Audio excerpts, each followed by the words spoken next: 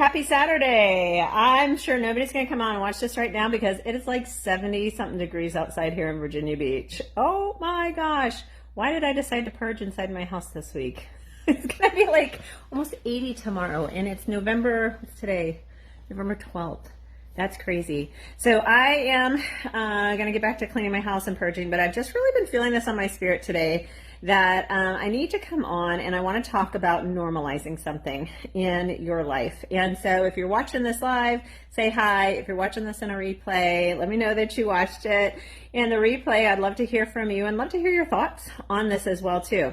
So what should we normalize? What should be as normal as going to the doctor or the dentist, eating healthy, getting rid of the junk food, to get our body healthy, going to a counselor, to get our soul healthy? What should we normalize? And that counselor and mental health is a whole nother topic I could talk about normalizing.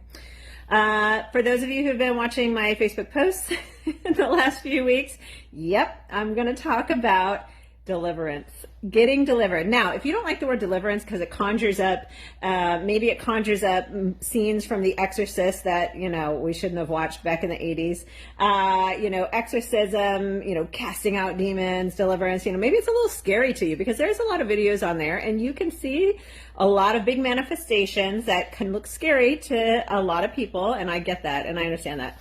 I love Don Dickerman, has written a few books, and he, in one of his books, talks about it as oppression healing. We're just going to go get some healing for oppression. That's it. We're going to go get healing for a flu, a sickness, an illness, a disease, my heart hurting, going through divorce, going to counseling.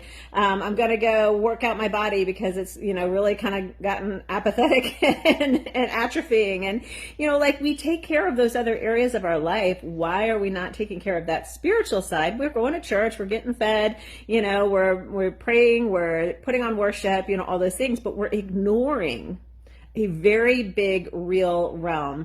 That would be like ignoring, a certain part of my house all the time. And it's like, yeah, I know it's there, but, I'm never going to go clean it. I don't want to clean it. I don't want to look at it. I don't know. Maybe it's not really that bad. Maybe it's not really there. And then we open the door and we're like, oh, crap. Have you ever done that? You're like, open a closet and you're like, oh, that's worse than I remembered it being. So my hand is shaking. Let me see. Not because I'm nervous or anything, just how I'm holding my phone. There we go.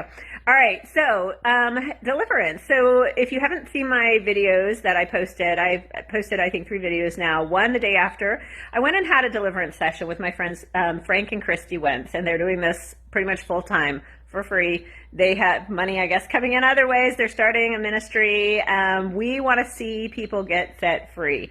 And they used to do just a couple of them a week. Now I think last week they did 11 in 3 days. And who are these people getting deliverance? They're people like me. They're moms, they're dads, they're pastors, they're leaders, they're, nurses. They're just everyday Christian people who want to be totally set free. Now you're thinking, well, I don't think I'm like oppressed or anything like that. Yeah, I didn't think I was really that oppressed. But there are things hiding that I didn't know that were there generationally. And these demons will not leave until we kind of call them out and, break off their legal permission that they think they have to say.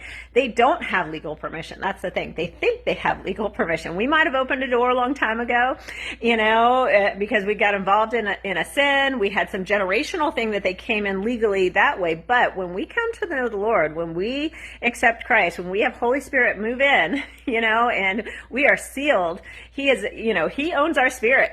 We are body, soul, and spirit. He owns our spirit. But there's imagine a house. You bought the house, you own the house, but there's some rooms that you just never kind of looked at, and there's squatters living in there.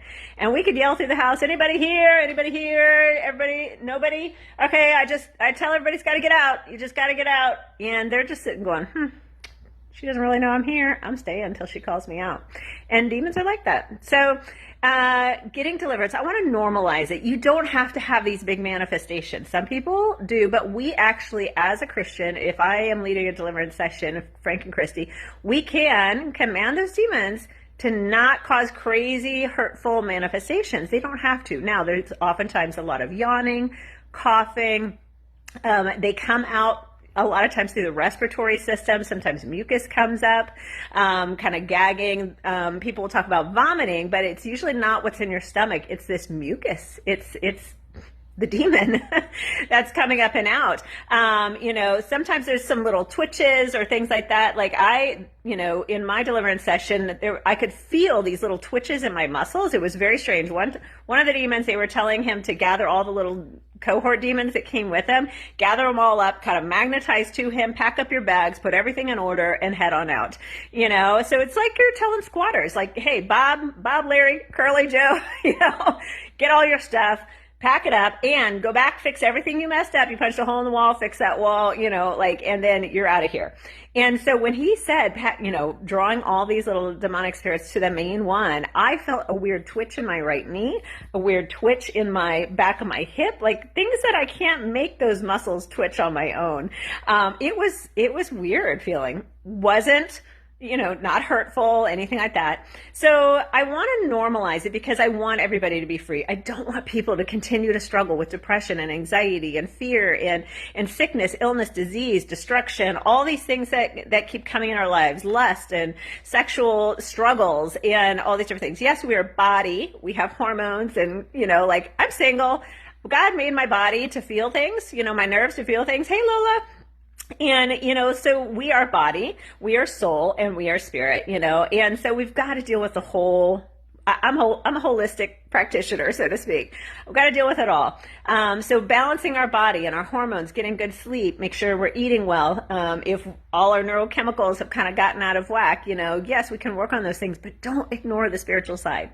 Don't ignore the spiritual side. So if fear, pride, there's a big stigma against like mental health, like going to a counselor and a therapist. That's another thing that it drives me crazy, especially we live in a military community. And if you are in the military and they find out that you've gone to a counselor, sometimes it can prohibit you from getting a promotion. This is what my military moms are telling me.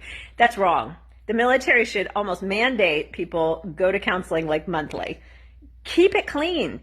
You're making them work out. You're making them keep their body in shape. You're making them get the vaccines. You're making why are we not working on the mental health side of things? So that's a whole nother topic I could talk about. But the same should be for there's my kitty. For our spiritual side, let's go get it cleaned out. Let's normalize it. So if the stigma of I had demons that had to be cast out, there must have been something wrong with me. That's a demon lying to you. That's pride. That's arrogance. That's fear. Wanting to keep you from being free. Sometimes it's a religious spirit saying, well, I'm a Christian and Christians can't have demons. Trust me, they can. Yes, that is one of the biggest lies that the demonic realm has used to keep Christians in strongholds and bondages and chains, because we are just going through life thinking, I'm a Christian, I'm saved, healed, God's got me and I don't have demons can't touch me. Guess what? They were living there before you even were born. They were living there before. They came down generational lines. There's generational stuff that might still be there. There might be things that you encountered when you were a little kid you don't even remember, but it's like a window that was open. They snuck in, they made camp, and they're still hanging out there secretly because they are deceivers. That is what they are. That is their nature. Their nature is to deceive. They're going to lie to you any chance that they can get. So squash all those thoughts, squash all those religious thoughts, all those fear, pride, arrogance. I mean, I could feel it. I felt the nudge to reach out to Frank and Christy, and I'm like, no, I don't need it. I'm good, and I'm like, you know what, Lori? The last several years, I have learned to push past all these. I'll be embarrassed. I'll be humiliated. I mean, I've gone through separation, divorce, all sorts of things, stuff with my kids that is very embarrassing. And I had to learn to reach out to friends and say, help, I'm not doing okay today. And I'm a can-do girl. I'm a firstborn, mom of 5, nurse, and I've had to learn to humble myself. And you know what? There's freedom in it. There is absolute freedom in it. I'm so glad that I reached out to Frank and Chrissy. I'm so glad that I braved it and took the chance to say, let's just clean out any little critters. I have no idea what's there. On their intake form, it says, when in doubt, let's cast it out. So I put everything. I was just vulnerable. I exposed all my junk. Some of it's embarrassing and I didn't want to, but I do because you're as sick as your secrets. You're as sick as your secrets.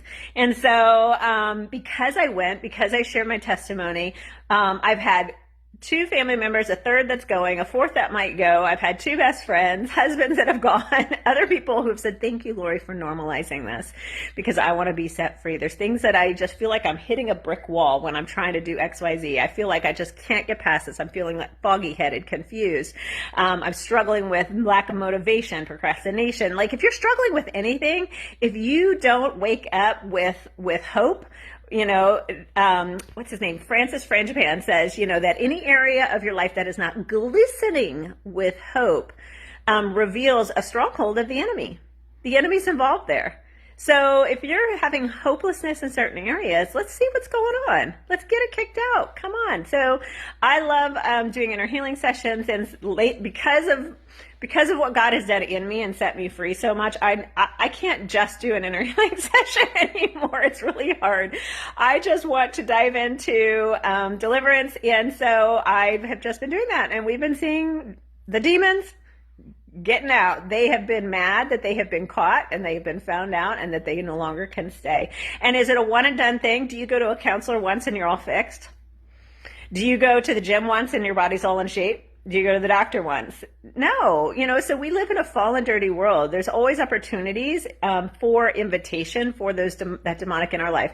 Once we kick things up and out and we shut all the doors, they're going to try to knock on that door. They're going to try to like, hey, temptation, hey, that worked for 30 years, getting you down with anxiety. I'm surely going to come back because that was a fun house to live in. I loved living in there. We had lots of fun. One of the demons that they kicked out of me, I could hear in my head, and I just started crying, but I could hear him in my head, so to speak. I know that sounds weird. It sounds like my voice. Let's just say that. But I could hear him going, I don't want to go. This is my life's work. I was doing a good job. They have personalities. It's hilarious. He was so sad that he got found out and was getting kicked out and could no longer be ruining my life. So if you have any questions about deliverance or what we can call oppression healing, reach out. I'm not a total expert. There are people who are ahead of me, in that. I've dealt with deliverance off and on for like 30 years, just little bits here and there, but not like this full, let's go do a clean sweep kind of stuff. Frank and Christy are doing clean sweep deliverance sessions. It might be a couple hours, but we are going to get everything. They would have you fill out forms ahead of time to kind of go through where's generational stuff, where's stuff that might have entered through sin, things that you participated in, that were occultic, witchcraft, anything like that. And they will look at that, pray, talk with Holy Spirit, and figure out what demons might be there. And then they just start working through it. They'll start off with a lot of the smaller ones that they can kind of kick out and work up to the head honcho, the strong man. And, it's amazing. It's amazing. Holy Spirit knows who's in there also too. And once you start kicking some out, the others are like, oh, shoot, we're out of here.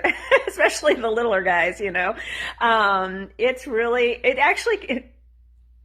okay, maybe I'm weird, but I thought it was fun.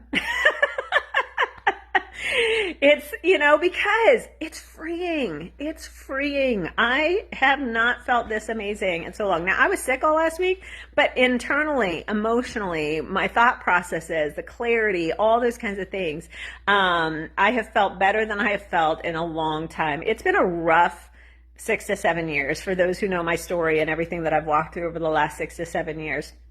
It has been rough, and where I used to be able to sit down and write and think and strategize and plan, this last year especially, the last 2-3 years, especially with COVID, stuff at work, some extreme toxicity, kind of abusiveness, at work, and then being sick with COVID and losing income for like 6 months, there's been a lot that has come against me that has just created some bondages and just kept me down, and now I'm like, yay! I feel like me again. And that's just it. We can get so convinced. I remember my sister telling me once, I think I was just born an anxious person and depressed person. No babies are born anxious and depressed. Now, there might be some things that came in through the womb because babies are very sensitive. They are very sensitive. And there are some things that have been there our whole life. Well, guess what? They might have snuck in when we were in the womb. Lies and beliefs and the demonic spirits that are associated with those, fears, and different things like that. So, we can have things that we don't realize. Like my sister told me once, my baby sister, she's 12 years younger than me. I watched my mom, First of all, she said, I don't know why, Laura. I've always had this really irrational fear that of falling from a high place and hitting the cement. It terrifies me. And I'm like, well, I know why. She's like, what do you mean? I said, because when you were a baby, mom was walking out the front step and she went to step on the cement walkway and her foot hit the grass. She twisted her ankle. It swelled immediately. You flew out of her arms and you landed on the cement. And I watched you and I thought you were going to be so hurt. And it was almost like an angel caught you and just set you on the cement. It was the weirdest thing. My mom's ankle went, it was huge. It was totally sprained. I said, but that's why. And she's like, that's exactly like my fear. See, we cannot remember some things, but our body, our spirit, our soul, like we remember it at a cellular level even sometimes. But then there are demonic things that come in. I prayed with a lady recently who, had pain, and we asked the spirit, when did you come in? And the spirit told us, a time in her life where she had injured herself. And so injury and pain came on in and said, hey, we're doing a good job. We're going to stay around for a long time. So anyways, I hope that helps some. If you have questions, let me know. I'd be happy to answer them. I'd be happy to get you in touch with Frank and Christy. I also do some inner healing and some deliverance stuff as well too. And I'm not sure will I end up doing it more like what Frank and Christy are doing right now? I have such a passion for people to know the love of God and to connect with Jesus, because you can kick everything out, but then what are we going to do with that house now that it's empty? Let's refill it. Let's decorate it. Let's know who we are. Let's figure out our identity. Who are you as a daughter or a son of the King, and who has he created you and designed you to be? You are a unique expression of God. Did you know that? You are a unique expression of God, and without you, the full picture of who God is would not be complete. God showed me that once. He said, do you know what my heart looks, or do you know what love looks like? I think it was love, or what I look like, something like that. And I said, yeah, I think so. He goes, look around the room. And I saw thousands of people in this room that I was in. He goes, that's what it looks like. I said, what do you mean? He goes, each and every one of those people carry a very unique expression of who I am. And with one of them missing, it's like a puzzle piece missing. You can see most of the picture, but the puzzle is not complete. You are a unique expression. I carry the love of God. That is my mantle. That is what he has called me to do. Some people carry the goodness of God. Some people are an expression of God's mercy or God's not judgment but like justice.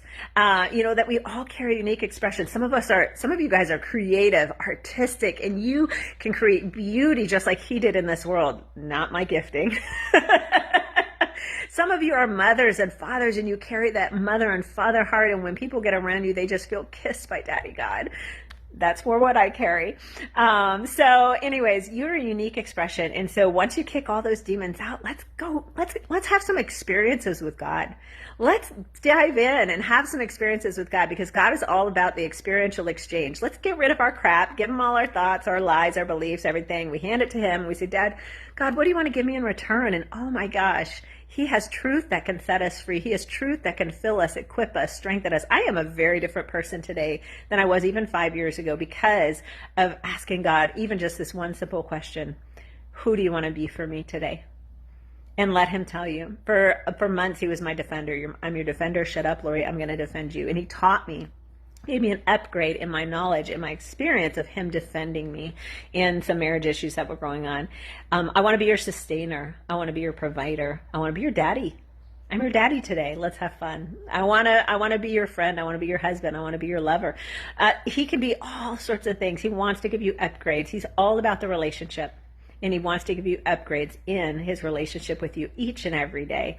So every day, ask him, God, who do you want to be for me today that you couldn't be in any other season? Who do you want to be for me today? How do you see me today? Just start asking him questions. What was your thought about me this morning when I first woke up? What did you think about me? Now, if you hear a condemning word, that ain't Jesus. Because there is no condemnation in Christ Jesus. So if it's a condemning word, you just shut that false Jesus down. Say, nope, that's not Jesus. I reject that condemning thought. Jesus, what do you have to say about me? And I can guarantee you, every day when I sit down with the Lord, well, not every day, but when I ask him, especially when I journal, I'm like, all right, God, what's on your heart and mind today? That's always been my question. What's on your heart and mind today? And he always goes, you. He's like, you, and how much I love you. Can I tell you how much I love you? Can I tell you how amazing I think you are? And I'm like, pisha. But, and I'm like, God, surely after all these years, there's not more you can say about how much you love me, but actually he does. And oh my gosh, he hits the nail on the head every single time. I'm looking at this eye, like, okay, don't look at it now, but like I'm dehydrated. Let's see, let's get a better angle. There we go. I'm dehydrated and I'm getting old. And I'm not afraid to say it. All right, I digress. I'll stop looking at that eyeball. Now you're going to look at it, aren't you? Hey, Jennifer. Hey, Tammy. Tammy says I should be writing a book. Yes, I know. Lord, okay, so God's been telling me to write a book since I was 19, to write books, that the world would know me through my writing. So that is part of this season that I'm trying to get back into, is writing. I started a couple books several years ago, but I haven't finished them, and I've got other ideas in my head. So it's just finding time to do that. And even this week, he was challenging me. He's like, I said, but what do I write? What do I start? Which one do I do it? He's like, Lord, just start writing, and then you will see. Start writing and then you will see. And this is really a concept that he does. We want all the plans ahead of time, don't we? We want to know the exact route. The GPS is working. We've got all our bags packed. We want to know everything. God's like, will you just hop in the car, start driving, and then I'll tell you where we're going. And this is what he did with the Israelites in Joshua. Joshua 3, he told them they're going to go to the promised land. He's like, watch the Ark of the Covenant. The Ark of the Covenant represents the presence of God. Watch the Ark of the Covenant. When you see it moving, you're going to follow it. And then you will know where you're going, even though you have never been that way before. So that's what I'm going to do. So I sat down and did some writing the other day, and I'm going to keep trying to do that and see what fleshes out and what God is doing. And same with things like this. When I feel that nudge to come on, or to share something online, whether it's a video, whether it's a post, whether it's calling somebody, Tammy, I don't even know Tammy hardly, and man, she was on my mind. She was on my mind for a couple of days, and I'm just like, why am I thinking about this girl? I don't even know her really. And just the sweet God connection of being able to pray over her. And so if you get nudges during the day, you think of somebody, go send them an encouraging word. Go pray over them. I leave voice messages and I say, hey, I feel led to pray for you. Is that okay? Too bad. I'm going to do it anyways. Nobody's going to usually refuse prayer. But leave them an encouraging word, encouraging text. That could be God. You never know what those divine connections will lead to. You never, ever, ever know. I have a best friend today who lives in Oregon that I met through a group. She felt nudged to friend request me. Then months later, I got sick with COVID. She felt led to reach out. We ended up becoming best friends. The only reason we met is because another guy had said yes to a nudge and a heart calling on him to connect with other entrepreneurs who are kingdom minded. And he started this 30-day Facebook group and just started teaching them and connecting with them, and it led to this whole movement. And he's now like in touch with and has worked with all the top leaders, movers, and shakers like Dean Graziosi, Tony Robbins, Damon John from Shark Tank, all these God, he said yes here to that nudge that God gave him. And then there was another step, and he just kept stepping with the Lord. So step with the Lord today, talk with him, but listen. Ask him questions. What's questions on your heart? Now, don't necessarily always ask him like, should I do A or B? Should I do this or that? He'll answer some of those sometimes. Sometimes he's like, maybe, hey, come here. I want to tell you more about how much I love you, because it's your identity that will help you get and propel you to where you need to go. It's not checking off a to-do list or, following a set of directions. It's your identity. When you know who you are and you're walking arm in arm with your daddy and you guys are talking, he's going to move you forward and you're going to get to where you need to go. He doesn't want to just tell you, take a left and a right, three, miles up, we're going to turn this. He wants to walk and talk with you arm in arm. How you doing today? How you doing today, Tammy? How you doing today, Jennifer? How you doing today? Who else is on? Ulysses, what's going on with you? Let me tell you about some things. And as you're walking, he's going to get you to where you need to go. And it's going to be more enjoyable, and he'll point things out, and he'll take you a little detour, and he'll connect you with people. So it's all about relationship. So this went into a whole nother topic than I was originally planning on talking about and trying to normalize deliverance or oppression healing, as I love that term. So love you guys. May God bless you today. May your steps be ordered and guided, and may a light shine on the steps before you that you know which way that you are to go. If there's confusion, keep stepping forward. forward. Just because fog rolls in doesn't mean that something has disappeared. The fog is there, but sometimes God tells us to take a step forward even when there's fog. That's for somebody today. So if you feel like God told you to go in a direction, but you're not 100% sure because it seems like maybe something changed, take a step and see what happens. When the Israelites showed up at the river to cross the Jordan River, it was at flood stage. Maybe God didn't tell us. Maybe we shouldn't cross now. How the heck are we going to get across? It's flood stage. Like there's no way. What did they do? They put their foot in the river and the water stopped. But guess what? The water had stopped upstream. It had already stopped. Timing. God knew. Isn't that awesome? He already knew. He had stopped it, waited for their, and it's like he knew the timing of when they'd put their foot in that river so that then they could cross the Jordan River. Isn't that awesome? So take those steps of faith, because that's where we see the follow through. That's where we see things open up. We have to take that step of faith, especially with things that he's called us to do. So Jennifer, wisdom and clarity on deciding on a career direction. Yes. Well, it's funny, Jennifer, that you put that, because I was kind of seeing that over you, that take that step of faith, that if you felt a nudge, if you felt a drive, it's almost like I see stepping stones. It's like you saw it briefly and then this cloud came in and you're like, where is it? What do I do? Take that step of faith forward. Pay attention. I had a wise older woman once tell me, follow the peace.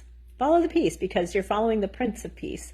So, find that peace, tell your soul, your mind, will, and emotions, they have to fall under the leadership of your spirit. Your spirit has to follow the leadership of Holy Spirit. Fear, doubt, unbelief, all those things, you've got to shut up.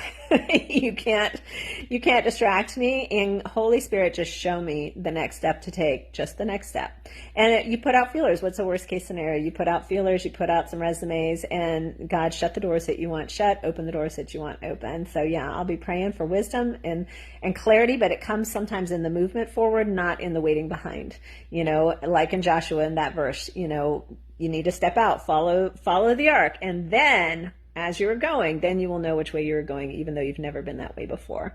So that's in Joshua 3. All right. God bless y'all. Love you. Have a wonderful day. If you're in Virginia Beach, get outside and enjoy this warm weather this weekend.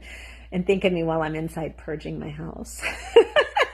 I'm trying to get my house in order so that I can have that time, that mental clarity to sit and to write and to do ministry and see where God takes me in this next year. It's going to be an awesome year, I think. So love you guys. Thanks for listening. Talk to you later. Bye-bye.